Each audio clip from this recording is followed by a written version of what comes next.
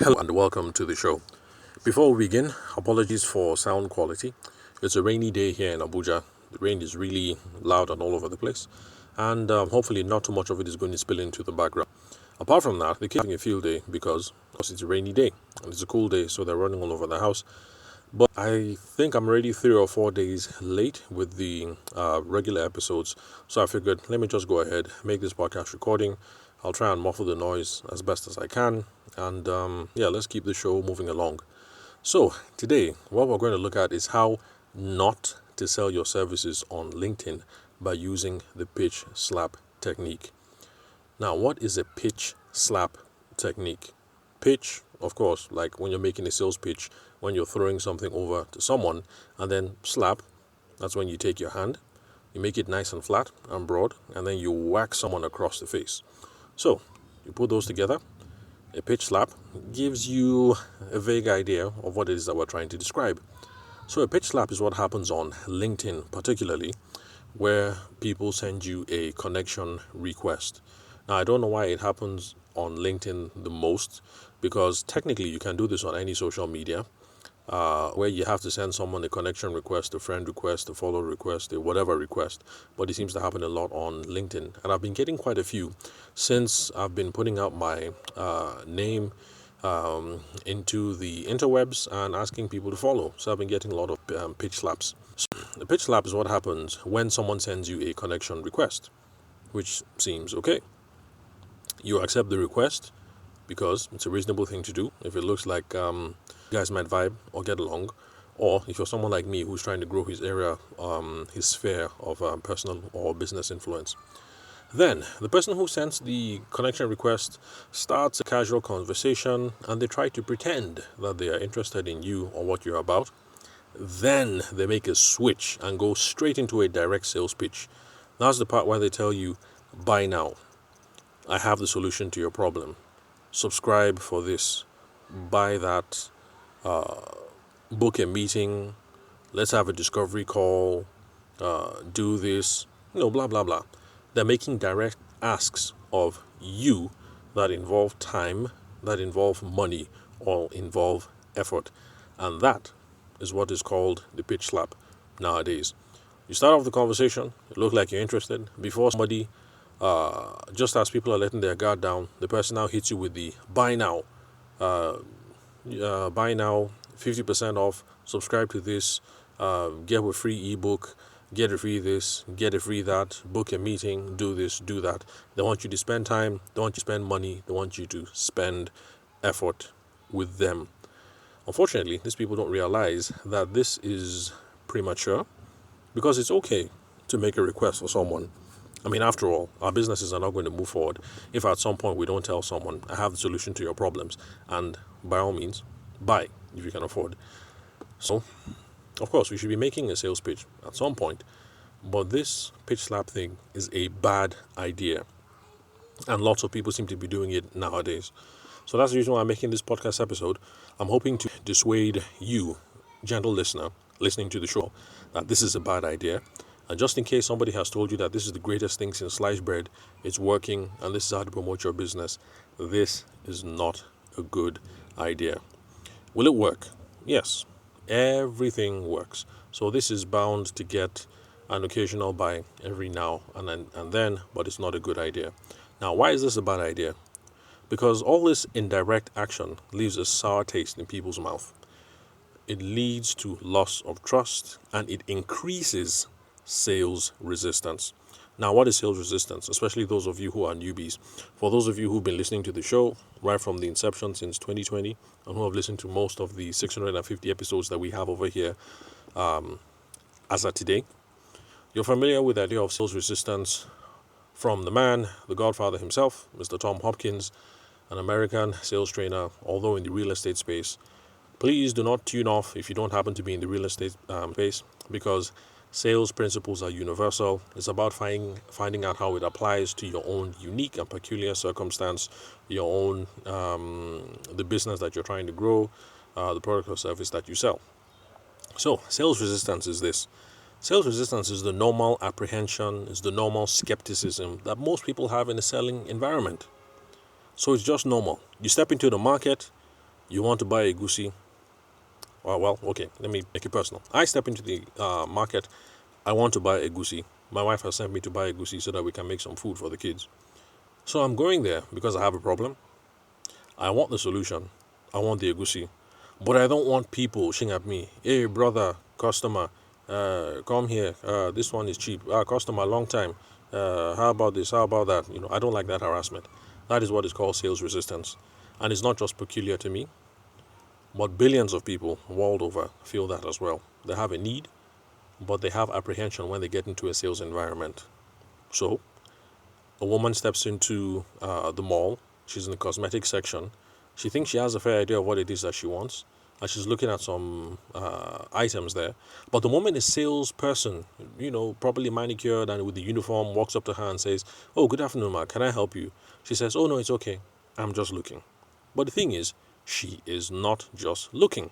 She's there because she thinks my powder has finished, my what else? My foundation is finished, my skincare products are finished. I actually need to replace them. And she has a couple of questions. So she's not just looking, she wants to buy, but this is called sales resistance.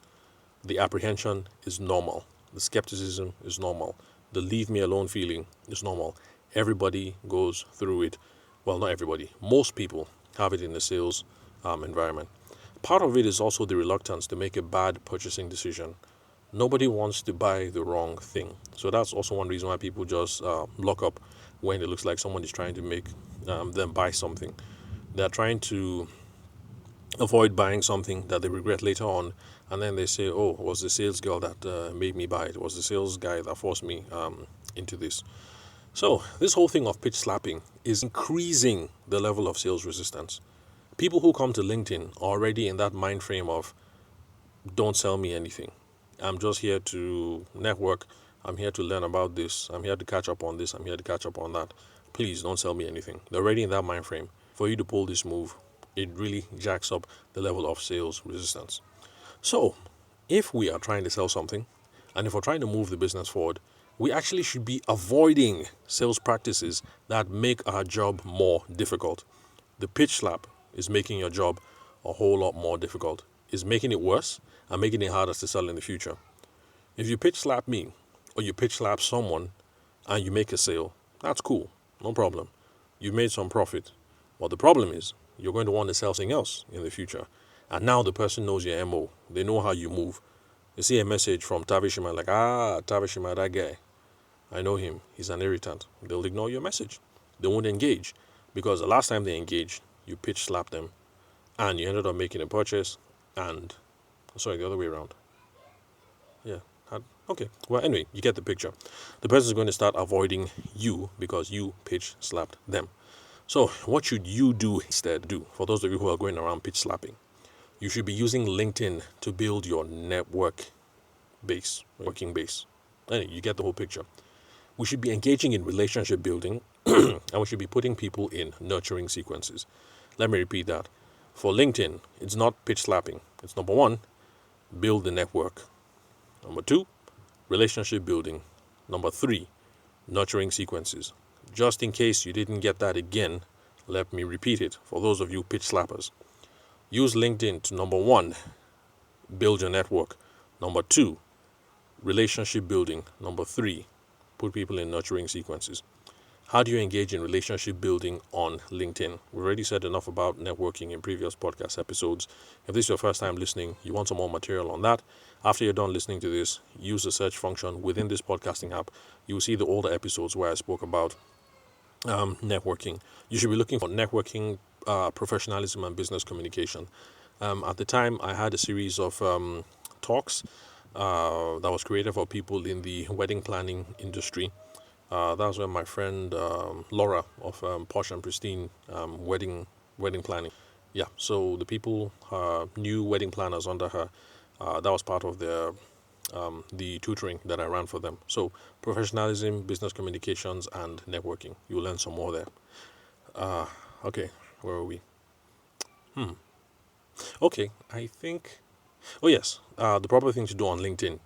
So we're supposed to be building a networking base. We're supposed to build relationships and then put people in nurturing sequences.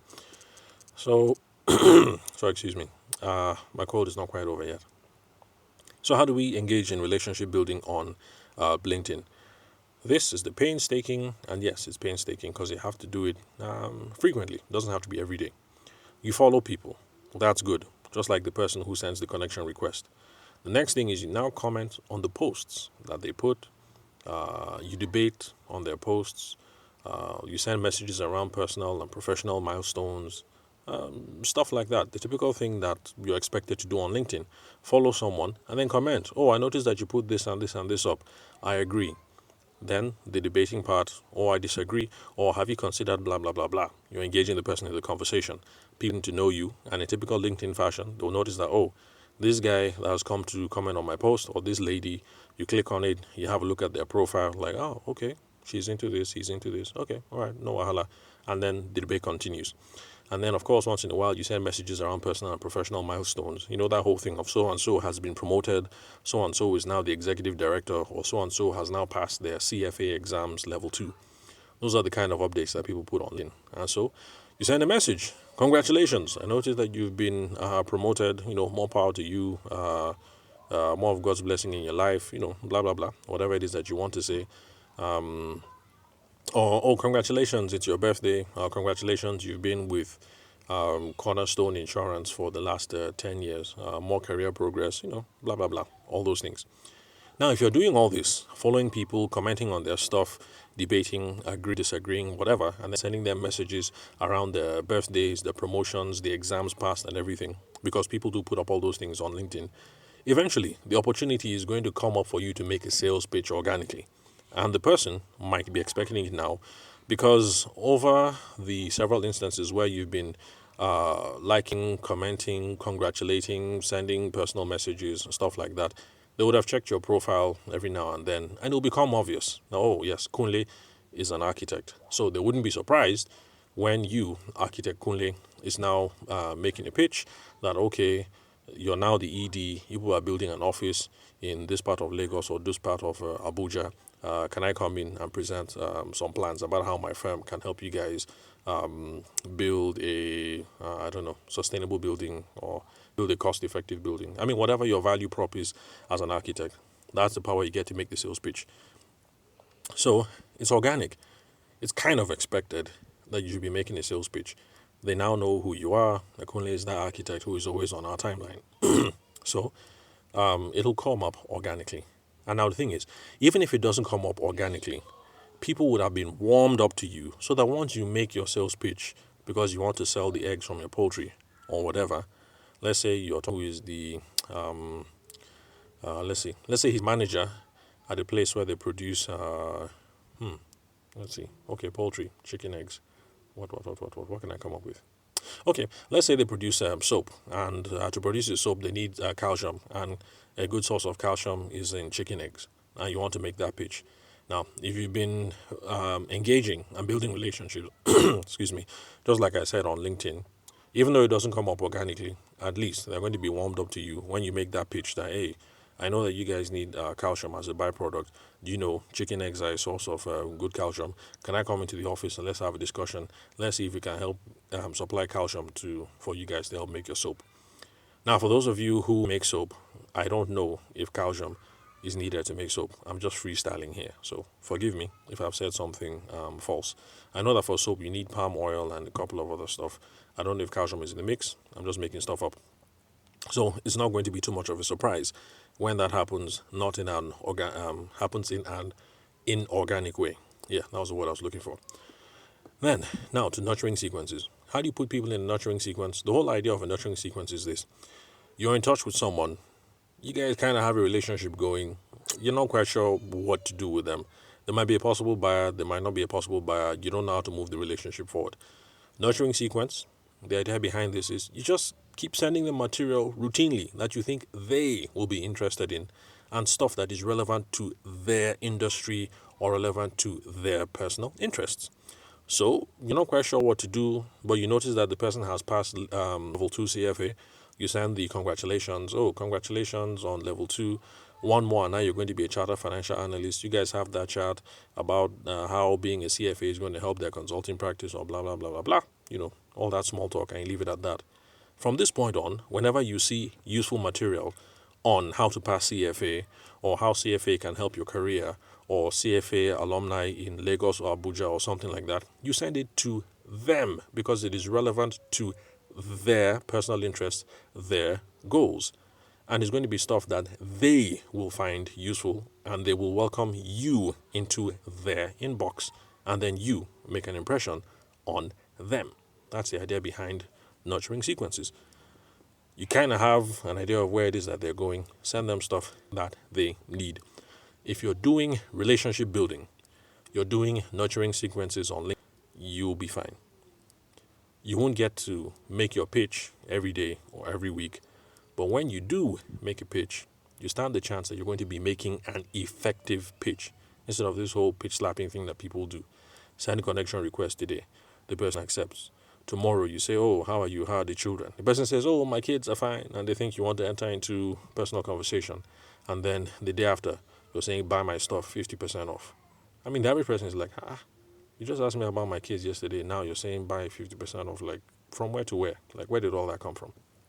So, expand your network, relationship building, and then putting people in nurturing sequences. Of course, you already know the relationship, or rather the difference now between relationship building and nurturing sequences. It's just the direction, basically.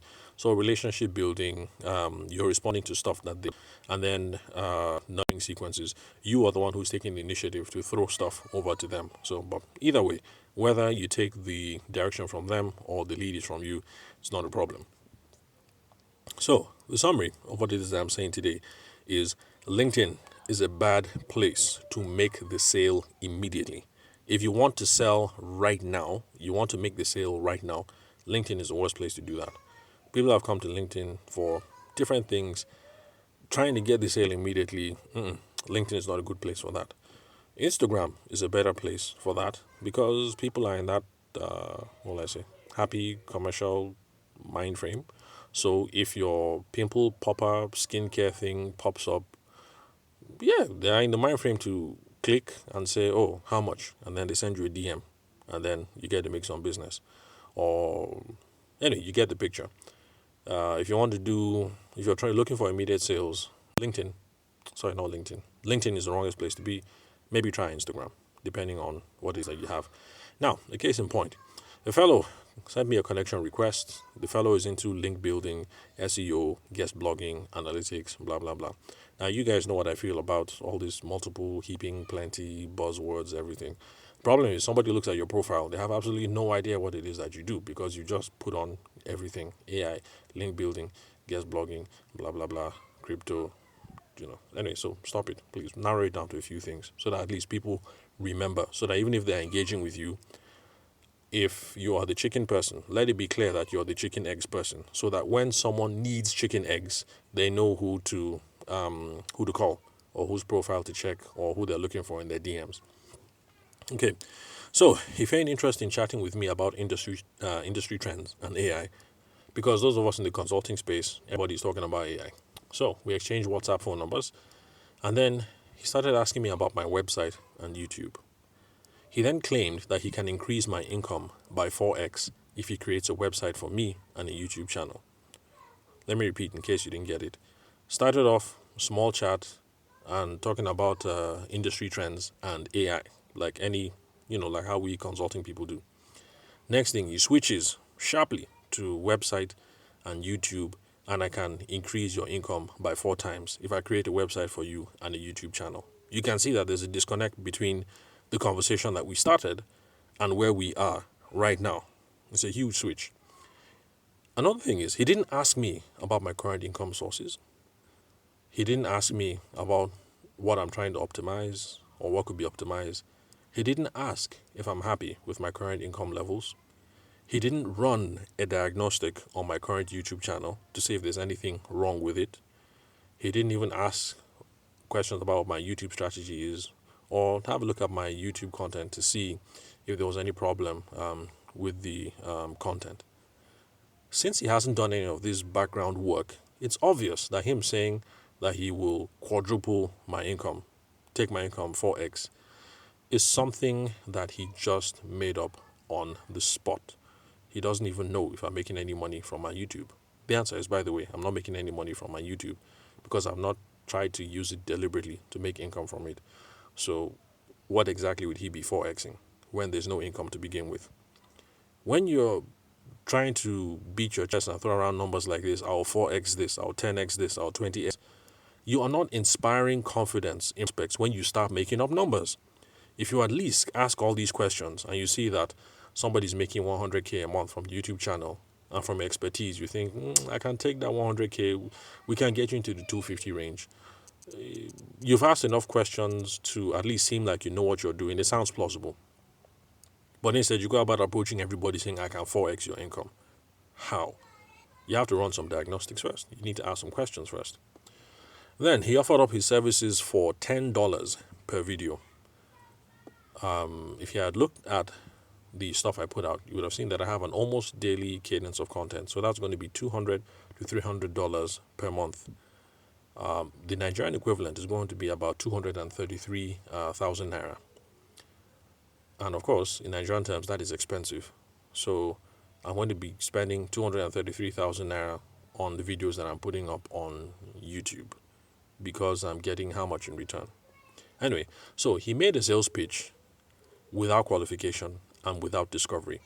For those of you who are old-time listeners of the show, you know what that means.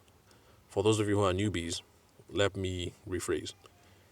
He made a proposal and he didn't bother to figure out, does this guy have a need for my services? That's the question you should be asking before you start pitching people on your YouTube website services.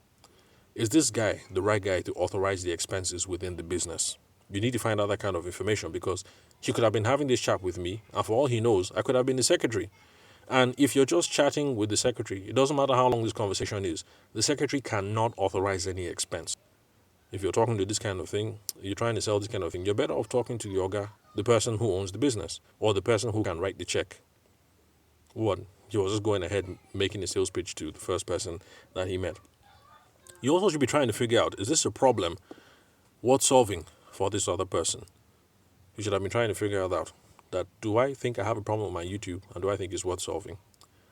You should have been trying to figure out if we both had reasonable expectations around money or budget, because it's possible that this 230,000 naira that the fellow is charging, it's possible that that's industry going rate.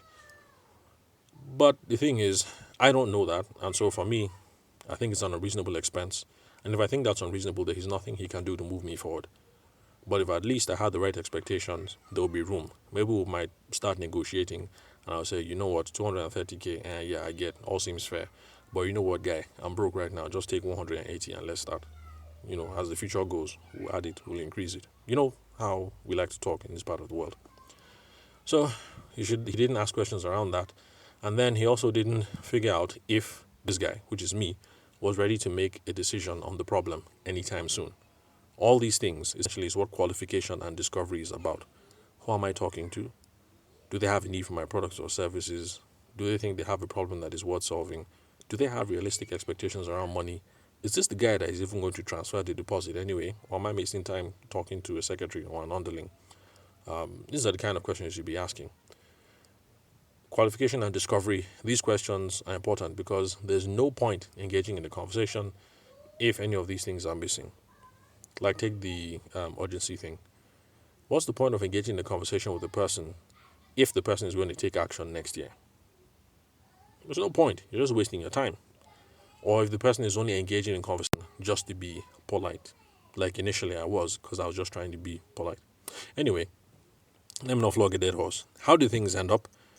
This is how things ended. I used a mobile video app for free that is called Leap Video to do everything that I wanted to do with my YouTube content, which was basically to take the audio messages, or rather the audio content from this podcast, and I put a static image on it. A videographer friend of mine gave me the recommendation, and that is how I solved my YouTube problem. So clearly, you can see why all of these questions are important. Yes, I was the right person to talk to, but I don't think I have a significant problem because all I just needed was a static image on top some audio so I can upload. And there was no way, even if I had the money, even if I was a billionaire, there's no way I'd pay anybody 230,000 naira to fix a static image on audio and then upload to my YouTube. I just wouldn't do that. But of course, this fellow did not know, because he's pitch slapping and he doesn't have a sales framework that will help him diagnose who is this person, does the person want my service, is there a need, and how can I align both of the interests. So, what does all this show? It shows that the pitch slap technique is a waste of time, especially if you don't have a sales process. So you need a sales process. But even if you don't, stop pitch slapping. You know how to use LinkedIn right now. Build your network, build relationships, put people in nurture sequences. So that's all for today, folks. If you like what you hear on the podcast and you'd like daily access to me to ask me questions related to how you sell in your business, the WhatsApp Coaching Club is now open. The investment required is only 5,000 Naira monthly. That's Nigerian Naira. Oh yeah, I already said that. 5,000 Naira monthly. You can get to ask me anything business related, of course. If you want to ask me questions on philosophy, we'll have to engage off the group, or economics, or whatever. So you ask the questions, I'll give you answers, and I'll give you assignments to move your business forward. If you're interested, then hit me up on social media DMs, or you can send a message saying that you're interested to 080-6466-2140. The country code for Nigeria is +234. Remember, you can subscribe for free. You don't pay anything for this podcast, so don't reach out to me saying you want to negotiate the 5K for the WhatsApp Coaching Club. This podcast is free. Just stick listening to the podcast. We have over 650 episodes. You can learn a lot with all the free material that I've already put out there. So subscribe for free. The show is Sales for the Nigerian Business Person podcast. I'm available on the big three: Spotify, Google Podcast, Apple iTunes, or any podcast player of your choice. Then connect with me on LinkedIn or your social media of choice. My name is Tavishima Ayede. The name, the spelling of my name, my email address, profile photo, it's all on the website where you're currently listening to this episode, or the profile of the podcast app where you're listening to my voice right now. You get the details there. So, final thing. If you're considering starting a business and you'd rather save towards capital instead of getting bank loans, then I'm now affiliated with a reputable and recognized financial institution, and they have over 504 billion in assets under management as at 2023. Now, this financial institution, that shall not be named for now, is in the business of guaranteeing your savings. So message me on 080-6466-2140 for details. And of course, this is only open to Nigerians only, because this institution only is in Nigeria and Cote d'Ivoire, although they have affiliates in other regions. But anyway, Nigerians only. Hit me up if you want to save towards starting your business instead of looking for bank loans. So thank you very much for your time and attention. I'll catch you guys at the next episode.